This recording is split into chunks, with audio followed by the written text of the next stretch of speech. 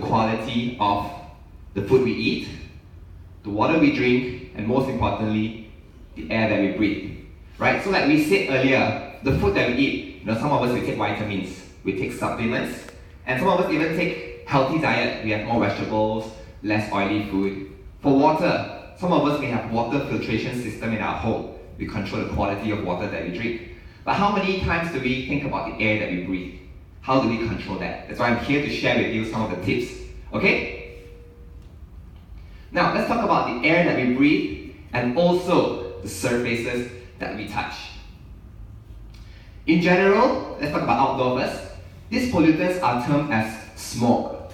They consist of nitrogen dioxide, carbon monoxide, sulfur dioxide, and a lot of suspended particles, which are produced from the vehicle that we drive, the smoke that's released, and also from a lot of production factory. This releases all these components which contributes to pollutants. Alright, and these are highly toxic and are cancer causing. Imagine if we walk out from this space, we're actually breathing all this. Alright? So, now I want to highlight the hidden dangers in your living spaces. Are you guys here with me? Yes. Alright. Do you know that your indoor air is 2 to 5 times and sometimes even 100 times worse than outdoor air? Yeah. When we are outside, we may see haze and smoke. We do not see it at home. But actually, the main thing is found indoor. Alright? So according to EPA, Environmental Protection Agency, indoor air are found from sources that are inside the building. I have 3 gifts to give some more. I still have 4 more to give. Alright, anyone of you here want to give me examples of indoor pollution? What are the sources? Even right now. Alright? Sorry, what's your name? Lim Ping. Yin Ping. Alright, just shout your answer. Renovation is Painting, yeah, that's a good answer. Alright, I'll pass you this free gift. Any more? I need one more answer. Okay. Mold? Yes, sorry, what's your name? Wan Haja. Congratulations, mold. Alright. So here's one for you. Thank you for trying. You guys are really helping me a lot. Here you go. Alright. So we have answers from paints, from renovation, and also mold from aircon. Alright. So do you notice sometimes when you turn on aircon at night before we sleep, we tend to have runny nose, we sneeze, or we cough. The reason why is because molds are found in aircon. We're actually breathing in mold spores as we turn on the aircon. Sometimes it's not caused by the cold air, but it's the mold that is found inside. We may wash aircon consistently, but that only washes off the filter that traps the dust. Mold are constantly growing because of the humidity level. Alright, VOCs and chemical from cleaning products. This is what I really want to mention. From my personal experience, I'm still very new to the company. This is my 4th month.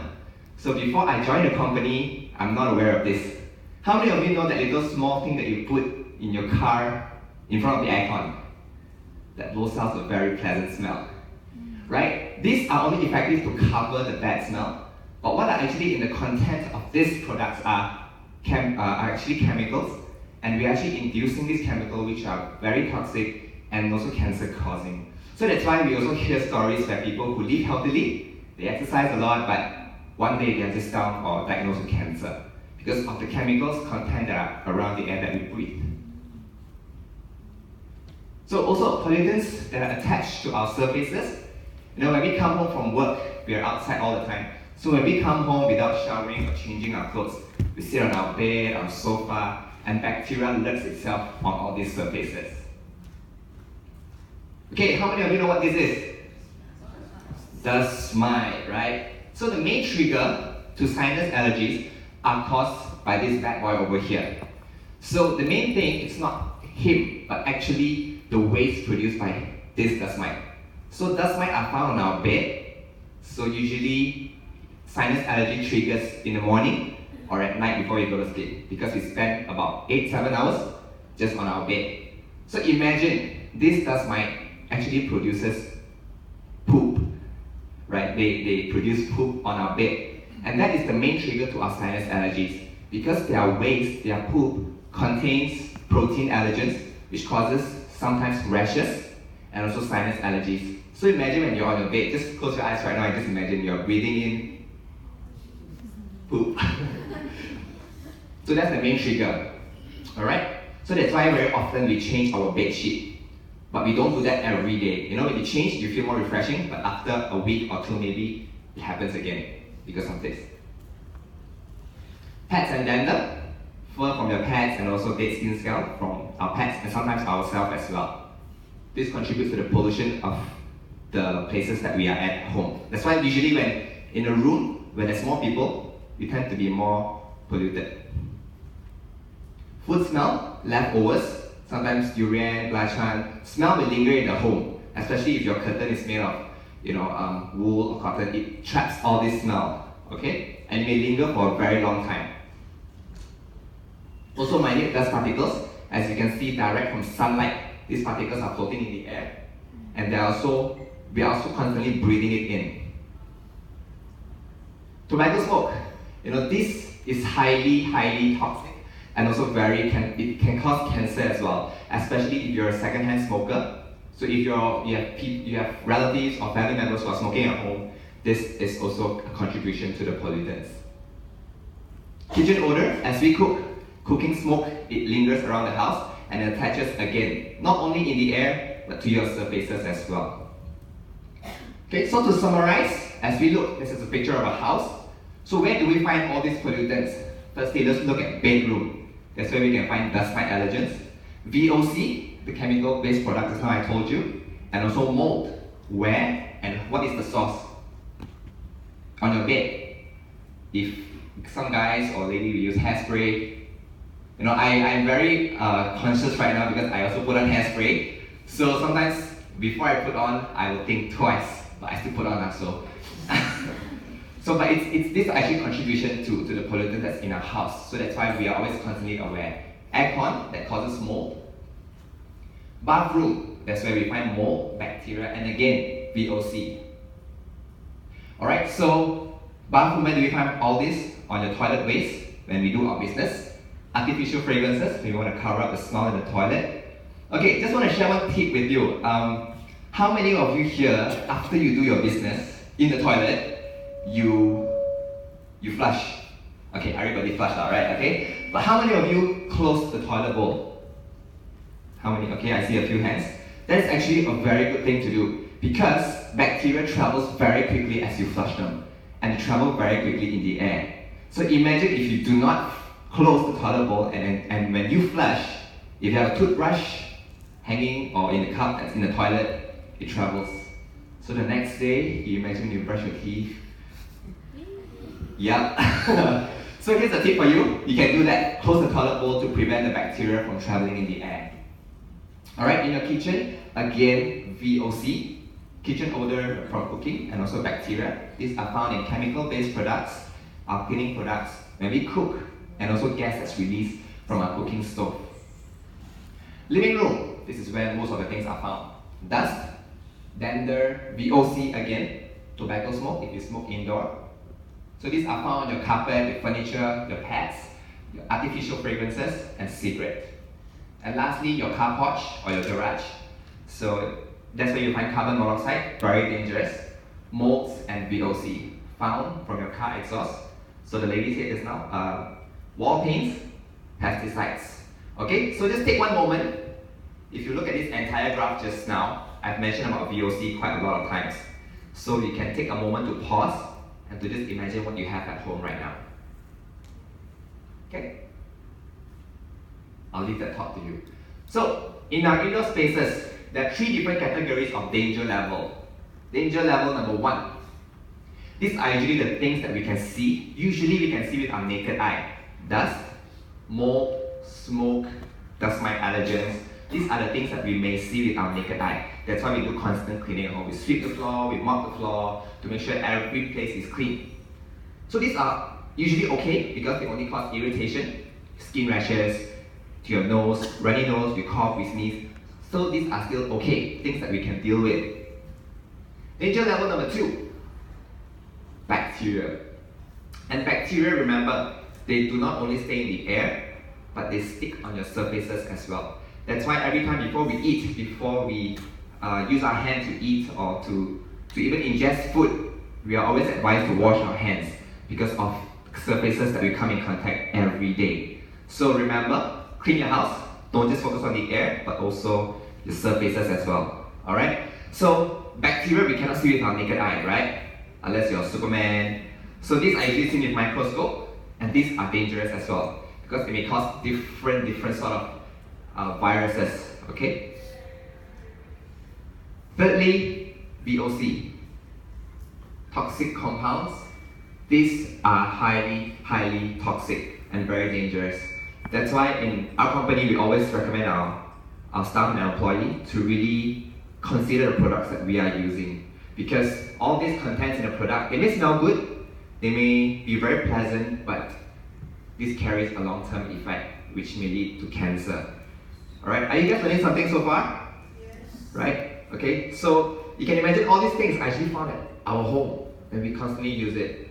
So that's why if you notice the way we live right now, we are constantly moving to more organic, to more natural kind of products. That's why we want to live healthy. Okay, I've made a summary here where you can see there's danger level 1, 2, and 3. So danger level 1 you can usually see with your naked eye. Plant spores, pollen, human hair, dust, right? So these are the things that we always deal with at home. This is something smaller to be seen with a microscope, where you can find bacteria and all the particles that's found in the air.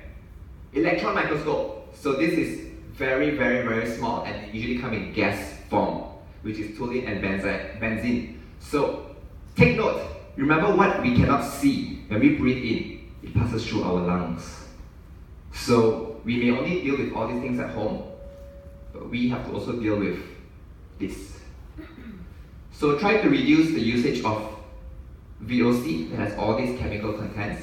As you know, sometimes we still use it, but reduce it as much as possible. Okay? Alright, so how does nature cleanse all these pollutants that is found outside or outdoor? It generates active oxygen, which consists of negative ions and also ozone. So what does this active oxygen do? Alright, they actually cleanse the pollutants that's in the air. That's why Mother Nature, it is a self-sustaining ecosystem where it detects if there's pollutants, it generally generates active oxygen to release and to combat them. Right, this is what I said just now. It sterilizes the pollutants that, as I said, it was generally termed as smog. Okay, so sterilization means it renders the pollutants harmless in your air and also your surfaces. So what it means, basically, it kills them. It does not filter them, it does not trap them, but it kills them right there, right then. Okay, so how are they created in the nature? Falling water. That's why sometimes when you enter into a forest, when we go to a waterfall, we feel more refreshing, right? How many of you feel more refreshing going into a forest? That's because abundance of active oxygen are found there. Okay? Wave action when you're at the beach. Thunderstorm, right? So whenever there's a thunder strike or a thunderstorm, there will be abundance of active oxygen that's released. That's why usually after a downpour of heavy rain, we feel more refreshing. And sometimes if we look outside, if there's haze or there is smoke, it will be cleared off usually because of this. Alright, so these are actually natural ways that Mother Nature does so to cleanse the air. Cosmic ray, we don't see it in Malaysia, but it generates as well, active oxygen.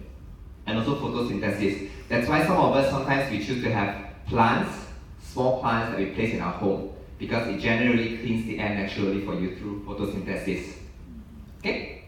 So that's almost about it. Lastly, I just want to end with this. Our company, we also have our products where we emulate nature as well by generating active oxygen. Alright? So these are product models. You can put in your home or also your car. So I won't talk much about product here because my main highlight is to really highlight the pollutants that's found in our home. Okay? So that's it from me. We'll be outside. If you have any inquiries, you can come and ask me or my colleague over there. So any question? Any question that I can help you with? We still have 2 more. Yes. Okay. Air purifier functions in a way where it cleans your air for you. If you notice my entire presentation, I mentioned a lot on surfaces, right? So imagine if you have an air purifier, it is effective in cleaning your air, but it has missed out on the surfaces because it has a filter, it's effective in cleaning it, but just imagine whatever that's on your surfaces, your carpet, your curtains, and your bed, it may not take in, right? So, yeah, correct, just the air. So it really depends on what is the main trigger. If you have sinus allergies, you really have to find out what is the main trigger. If it's dust, so it's effective for you. But if it's more than dust, then it's something else that you need, right? So I'm also not here to promote our product, but I just want us to know in general that bacteria and viruses are trapped on our surfaces. Okay, so thank you for asking a question. So this is for you. Any more questions so far? One more, yes sir. Basically regarding usage of aircon, so you were mentioning that it could actually goes onto our spaces. So is there a standard maintenance schedule so that we can get rid of the dust that the air conditioner contains? Okay, for air conditioner, that's a very good question. How many of you do a constant cleaning of the filter? No, right? We also don't clean the filter. Alright, the thing is, air conditioner, they has a filter, and that filters the dust particle that's in the air. Okay, but how mold are growing in the aircon, as you said just now? So it is through, okay, because you know there's water coming into the aircon, right? That's why there's leakage sometimes. So because of that humidity level, we can never stop mold from growing it, unless you really take up the entire device and you wash it thoroughly. So that's why, especially older aircons, we tend to have more sensitive nose when we turn it on. Even in your car, after a long time using it, when you turn it on, there's a certain smell that's being produced. We can never stop mold from growing in the environment. That's why when you do servicing, that's why we are required to do general servicing rather than just cleaning the filter. Yeah. So I think for a long term, to really prevent mold from growing in aircon, we have to do more general servicing on the entire aircon. Does that answer your question, sir? Yeah. Alright. So here's one more gift for you. Thank you for asking. Thank you. Any more questions? I hope I can be an assistance to you.